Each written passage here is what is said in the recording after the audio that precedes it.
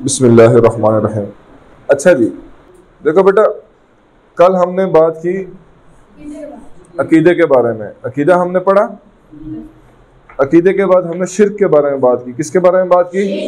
शिर्क कितनी किस्मों का है? 2 किस्मों का। कौन कौन सा? ये तो है, ठीक है। फिर इसमें मजीद कितनी किस्में हैं? कौन कौन सी? शिर्क व सिफात, शिर्क व ज़ात। फिर इसके बाद जो सबसे बड़ी और अहम चीज है डिस्कस करने के लिए, वो है बिदअत। क्या चीज? बिदअत। अगर हम इसको नॉर्मल टर्मिनोलॉजीज में अगर हम पढ़ें तो anything which we add in Islam is called बिदअत, ठीक है। और अगर हम इसको मैथमेटिकल टर्म में पढ़ें तो हमने उस दिन पढ़ा था कि लेट्स सपोज मेरे पास ये ए है, या इसको मैं एम लिखता हूं। क्या लिखता हूं? एम। और M meaning by that Mohammad सल्लल्लाहु अलैहि वसल्लम। मोहम्मद सल्लल्लाहु अलैहि वसल्लम। अब रसूलुल्लाह सल्लल्लाहु अलैहि वसल्लम ने अपनी जिंदगी में जितने भी अहकामात किए, ठीक है, ठीक है, तो इसको मैं लिखता हूं ए, यानी कि अब्द, आम आदमी। ए से आम आदमी, ए से अब्द, बंदा। उसको मैं देखता हूं। तो अब हमने यहां पे ना फार्मूला यूनियन का नहीं लगाना, यहां पे हमने इंटरसेक्शन करना है, ठीक है। यूनियन का मतलब ये है कि बिल फर्ज फॉर एग्जांपल मैंने नमाज तो पढ़ी, ठीक है, मगर साथ ही मुझे किसी ने कहा कि यार अगर तुम नमाजें नहीं पढ़ते, जुम्मे के दिन जुम्मे की और असर की नमाज के दरमियान में कोई एक नमाज पढ़ोगे तो तुम्हारी सारी नमाजें क्या हो जाएंगी? तो ये मुझे रसूलुल्लाह सल्लल्लाहु अलैहि वसल्लम की जिंदगी में ये बिदअत कहलाएगा, ठीक है। मैं देखता हूँ रसूलुल्लाह सल्लल्लाहु अलैहि वसल्लम ने जो जनाजों पर सोग मनाया, ठीक है, वो क्या था? वो 3 दिन तक का था, ठीक है।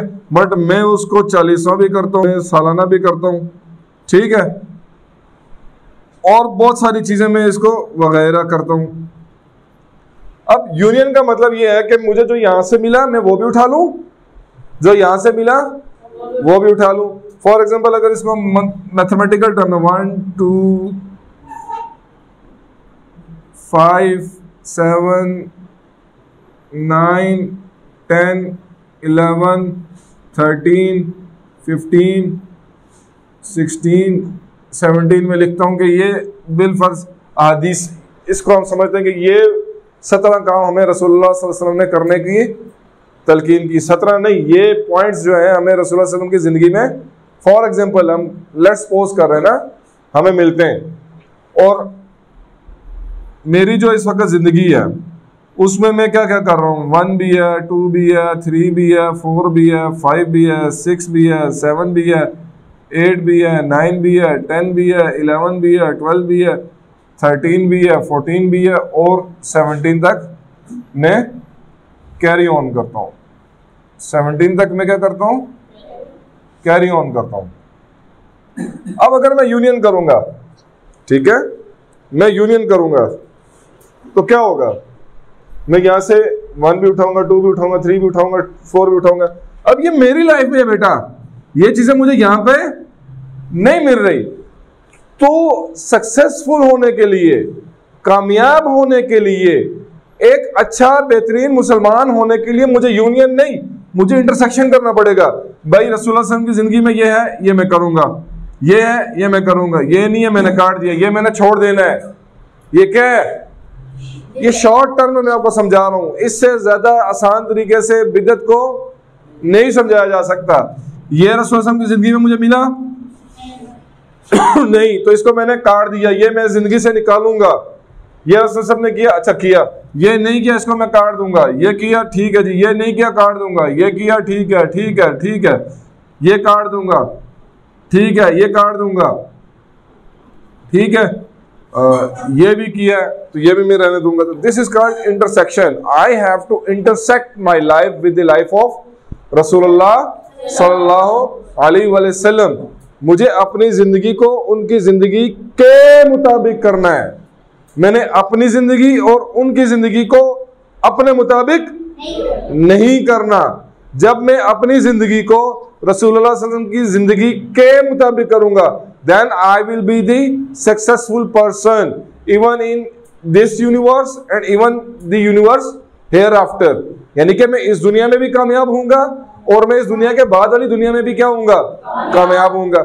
Whereas अगर मैं यूनियन, इस फॉर्मूला के तहत अगर हम यूनियन बनाते हैं कि जो मेरे तौर तरीके हैं मैं उनको भी अपनाता हूं, मैं उनको भी करता हूं, और जो रसूलुल्लाह सल्लल्लाहु अलैहि वसल्लम ने बताए मैं वो भी करता हूं, तो ये मेरे लिए मुश्किल हो जाएगा कामयाबी की तरफ लेकर जाने में। पॉसिबिलिटीज हैं कि मैं दुनिया में कामयाब हो जाऊं, बट आखिरत में मेरे लिए मुश्किल हो जाएगी। देखो बेटा, सादी सी बात हमने उस दिन डिस्कस की, रसूलुल्लाह सल्लल्लाहु अलैहि वसल्लम की जब वालिदा फौत हुई वो किस कंडीशन में थे? गम तो था, बट वो कहाँ पे थे, किस इलाके में थे? सहरा में थे, ना अपने ददयाल में थे, ना अपने ननियाल में थे। जस्ट कंसिडर योर सेल्फ, आप हैं, आपकी मम्मा है और साथ में खादमा है, आप तीनों जा रहे हैं नमल की तरफ, ठीक है, और बीच में किसी घने जंगल में जहाँ पे ना बंदा ना बंदे की जात कोई भी नहीं, आप तीन लोग हैं, किसी एक का इंतकाल हो गया, वो सिनेरियो कैसा होगा, वो कैफियत कैसी होगी? एक तो गम कि मेरा अपना चला गया, दूसरा गम कि मेरा इख्तियार नहीं है, मेरी बिसात नहीं, मैं इनको तदफीन कैसे करूं, और करनी भी है। तो रसूलुल्लाह सल्लल्लाहु अलैहि वसल्लम ऐसी कैफियत से गुजरे हैं, तो क्या एक छोटा सा कंसीडरेशन करते हैं ना, क्या मैं अपनी वालिदा से ज़्यादा प्यार करता हूँ रसूलुल्लाह सल्लल्लाहु अलैहि वसल्लम की वालिदा से जितना वो प्यार करते हैं उससे? कर सकता हूँ ज़्यादा? नहीं, मैं इसे नहीं कर सकता। डेफिनेट सी बात है कि मुझे तालीम देने वाले कौन हैं? रसूलुल्लाह सल्लल्लाहु अलैहि वसल्लम। तो उन्होंने मोहब्बत कर कर, प्यार कर कर हमें सिखलाया, हमें बताया, और मैं उनकी तालीमात पर चलकर वैसी मोहब्बत करूंगा। तो क्या जिसने पहले से जो काम किया उसकी मोहब्बत में और जो बाद में करे उसकी मोहब्बत में फर्क होगा क्या? नहीं होगा। ठीक है, मेरी थ्रू चैनल मोहब्बत चल रही है, जैसे मुझे रसूलुल्लाह सल्लल्लाहु अलैहि वसल्लम ने बताया, मगर रसूलुल्लाह ने खुद की। आप खुद बताओ कि अगर मेरी वालिदा के साथ कुछ इस तरह का मामला हो जाए मैं कैसे बेयर अप करूंगा? ठीक है, तो रसूलुल्लाह सल्लल्लाहु अलैहि वसल्लम ने कैसे उस इलाके में, उस जगह पे अपने आप को सर्वाइव किया? तो रसूल सल्लल्लाहु अलैहि वसल्लम फरमाते हैं कि मैं वो वाहिद नबी हूँ जिसको इतनी तकलीफ़ें मिली कि अगर सारे अंबिया की तकलीफ़ों को जमा कर लिया जाए तो वो तकलीफ़ें क्या हो जाएंगी? कम हो जाएंगी। तो बेटा जी, इस्लाम पर चलने के चंद उसूल, सबसे पहले आपका अकीदा मजबूत होना चाहिए, दुरुस्त होना चाहिए, आप सही उल अकीदा होने चाहिए।